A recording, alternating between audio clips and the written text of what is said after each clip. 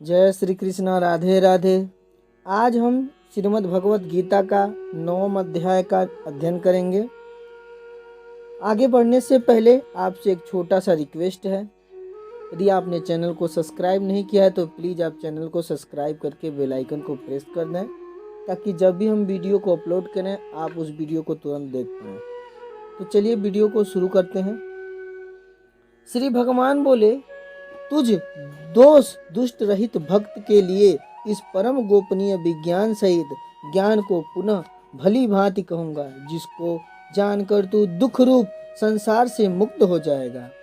यह विज्ञान सहित ज्ञान सब विद्याओं का राजा, सब गोपनीयों का राजा, अति पवित्र, अति उत्तम, प्रत्यक्ष फल वाला, धर्म युक्त, साधन करने में बड़ा सुगम और अविनाशी है। हे परम तप, इस उपयुक्त धर्म में श्रद्धा रहित पुरुष मुझको न प्राप्त होकर मृत्यु संसार चक्र में भ्रमण करते रहते हैं। मुझ निराकार परमात्मा से यह सब जगत जल से बर्फ के सदृश परिपूर्ण है और सब भूत मेरे अंतर्गत संकल्प के आधार स्थित हैं, किंतु वास्तव में मैं उनमें स्थित नहीं हूँ। वे सब भूत मुझ में स्थित नहीं हैं, किंतु मेरी ईश्वरीय योग शक्तियों को देख कि भूतों का धारण पोषण करने वाला और भूतों को उत्पन्न करने वाला भी मेरा आत्मा वास्तव में भूतों में ही स्थित नहीं है। जैसे आकाश से उत्पन्न सर्वत्र विचरने वाला महान वायु सदा आकाश में ही स्थित है, वैसे ही मेरे संकल्प द्वारा उत्पन्न होने से संपूर्ण भूत मुझ में स्थित है, ऐसा जान। हे अर्जुन, कल्पों के अंत में सब भूत मेरी प्रकृति को प्राप्त होते हैं, अर्थात प्रकृति में लीन होते हैं, और कल्पों के आदि में उनको मैं फिर रचता हूँ। अपनी प्रकृति को अंगीकार करके स्वभाव के बल से परतंत्र हुए संपूर्ण भूत समुदाय को बार बार उनके कर्मों के अनुसार रचता हूँ। हे अर्जुन, उन कर्मों में आसक्ति रहित और उदासीन के सदृश स्थित मुझ परमात्मा को कर्म नहीं बांधते। हे अर्जुन, मुझ अधिष्ठाता के सकाश से प्रकृति चराचर सहित सर्व जगत को रचती है, और इस हेतु से ही यह संसार चक्र घूम रहा है। मेरे परम भाव को न जानने वाले मूढ़ लोग मनुष्य का शरीर धारण करने वाले मुझ संपूर्ण भूतों के महान ईश्वर को तुच्छ समझते हैं, अर्थात अपनी योग माया से संसार के उद्धार के लिए मनुष्य रूप में विचरते हुए मुझ परमेश्वर को साधारण मनुष्य मानते हैं। वे व्यर्थ आशा, व्यर्थ कर्म और व्यर्थ ज्ञान वाले विक्षिप्त चित्त अज्ञानी जन राक्षसी, आसुरी और मोहिनी प्रकृति को ही धारण किए रहते हैं। परंतु हे कुंती पुत्र, दैवी प्रकृति के आश्रित महात्मा जन मुझको सब भूतों का सनातन कारण और नाश रहित अक्षर स्वरूप जानकर अनन्य मन से युक्त होकर निरंतर भजते हैं। वे दृढ़ निश्चय वाले भक्तजन निरंतर मेरे नाम और गुणों का कीर्तन करते हुए तथा मेरी प्राप्ति के लिए यत्न करते हुए और मुझको बार बार प्रणाम करते हुए सदा मेरे ध्यान में युक्त होकर अनन्य प्रेम से मेरी उपासना करते हैं। दूसरे ज्ञान योगी मुझ निर्गुण निराकार ब्रह्म का ज्ञान यज्ञ के द्वारा अभिन्न भाव से पूजन करते हुए भी मेरी उपासना करते हैं, और दूसरे मनुष्य बहुत प्रकार से स्थित मुझ विराट स्वरूप परमेश्वर की पृथक भाव से उपासना करते हैं। क्रतु मैं हूँ, यज्ञ मैं हूँ, स्वधा मैं हूँ, औषधि मैं हूँ, मंत्र मैं हूँ, घृत मैं हूँ, अग्नि मैं हूँ, और हवन रूप क्रिया भी मैं ही हूँ। इस संपूर्ण जगत का धाता अर्थात धारण करने वाला एवं कर्मों के फल को देने वाला पिता माता पितामह ज्ञान योग्य पवित्र अंगकार तथा ऋग्वेद सामवेद और यजुर्वेद भी मैं ही हूँ।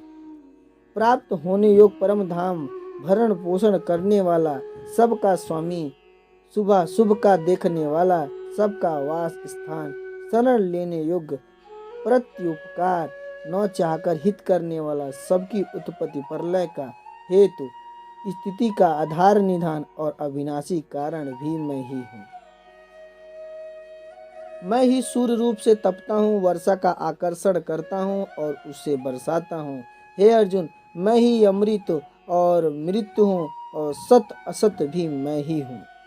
तीनों वेदों में विधान किए हुए सकाम कर्मों को करने वाले, सोम रस को पीने वाले पाप रहित पुरुष मुझको यज्ञ के द्वारा पूज कर स्वर्ग की प्राप्ति चाहते हैं, और वे पुरुष अपने पुण्यों के फलस्वरूप स्वर्ग लोक को प्राप्त होकर स्वर्ग में दिव्य देवताओं के भोग को भोगते हैं। वे उस विशाल स्वर्ग लोक को भोगकर पुण्य क्षीण होने पर मृत्यु लोक को प्राप्त होते हैं। इस प्रकार स्वर्ग के साधन रूप तीनों वेदों में कहे हुए सकाम कर्म का आश्रय लेने वाले और भोगों की कामना वाले पुरुष बार बार अवागमन को प्राप्त होते हैं, अर्थात पुण्य के प्रभाव से स्वर्ग में जाते हैं और पुण्य क्षीण होने पर मृत्यु लोक में आते हैं। जो अनन्य प्रेमी भक्तजन मुझ परमेश्वर को निरंतर चिंतन करते हुए निष्काम भाव से बसते हैं, उन नित्य निरंतर मेरा चिंतन करने वाले पुरुष का योग क्षेम मैं स्वयं प्राप्त कर देता हूँ। हे अर्जुन, यद्यपि श्रद्धा से युक्त जो सकाम भक्त दूसरे देवताओं को पूजते हैं, वे भी मुझको ही पूजते हैं, किंतु उनका वह पूजन अविधि पूर्वक अर्थात अज्ञान पूर्वक है, क्योंकि संपूर्ण योगों का भोक्ता और स्वामी भी मैं ही हूँ, परंतु वे मुझ परमेश्वर को तत्व से नहीं जानते, इसी से गिरते हैं, अर्थात पुनर्जन्म को प्राप्त होते हैं। देवताओं को पूजने वाले देवताओं को प्राप्त होते हैं, पितरों को पूजने वाले पितरों को प्राप्त होते हैं, भूतों को पूजने वाले भूतों को प्राप्त होते हैं, और मेरा पूजन करने वाले भक्त मुझको ही प्राप्त होते हैं। इसलिए मेरे भक्तों का पुनर्जन्म नहीं होता। जो कोई भक्त मेरे लिए प्रेम से पत्र पुष्प फल जल आदि अर्पण करता है, उस शुद्ध बुद्धि निष्काम प्रेमी भक्त का प्रेम पूर्वक अर्पण किया हुआ वह पत्र पुष्पादि में सगुण रूप से प्रकट होकर प्रीति सहित खाता हूँ। हे अर्जुन, तू जो कर्म करता है, जो खाता है, जो हवन करता है, जो दान देता है और जो तप करता है, वह सब मेरे अर्पण कर। इस प्रकार जिसमें समस्त कर्म मुझ भगवान के अर्पण होते हैं, ऐसे संन्यास योग से युक्त चित्त वाला तू शुभाशुभ फल स्वरूप कर्म बंधन से मुक्त हो जाएगा और उनसे मुक्त होकर मुझको ही प्राप्त होगा।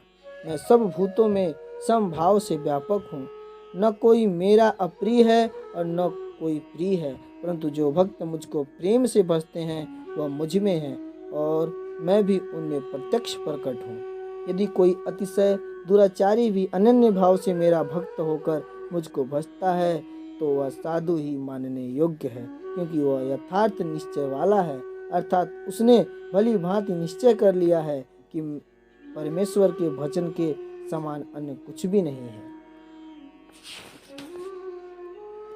वह शीघ्र ही धर्मात्मा हो जाता है और सदा रहने वाली परम शांति को प्राप्त होता है। हे अर्जुन, तू निश्चय पूर्वक सत्य जान कि मेरा भक्त नष्ट नहीं होता।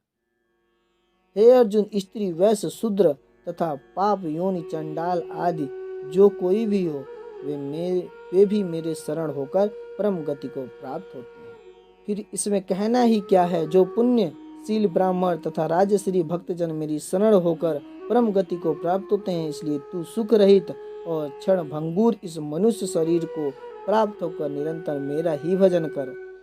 मुझ में मन वाला मेरा भक्त मन मेरा पूजन करने वाले हो, मुझ में मन वाला हो, मेरा भक्त बन मेरा पूजन करने वाला हो, मुझको प्रणाम कर। इस प्रकार आत्मा को मुझ में नियुक्त करके मेरे परायण होकर तो मुझको ही प्राप्त होगा। इस प्रकार हमारा आज 9वां अध्याय समाप्त होता है।